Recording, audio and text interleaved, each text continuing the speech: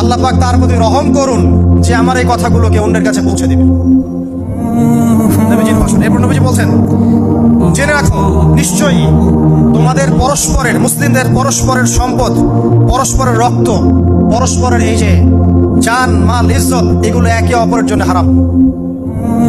মুসলিমদের পরস্পরের রক্ত, পরস্পরের ইজ্জত সম্মান একে অপরের জন্য হারাম, এর হানি করা একে অপরের জন্য হারাম।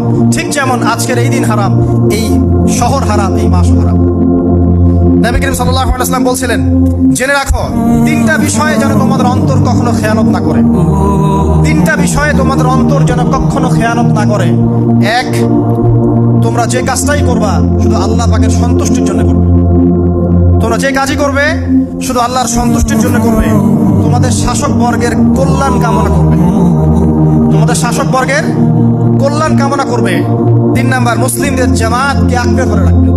মুসলিমদের ইউনাইটেড কমিউনিটিকে আঁকড়ে ধরে থাকবে। এই তিনটা বিষয় পালনের ক্ষেত্রে তোমাদের অন্তর যেন খেয়ানত না করে।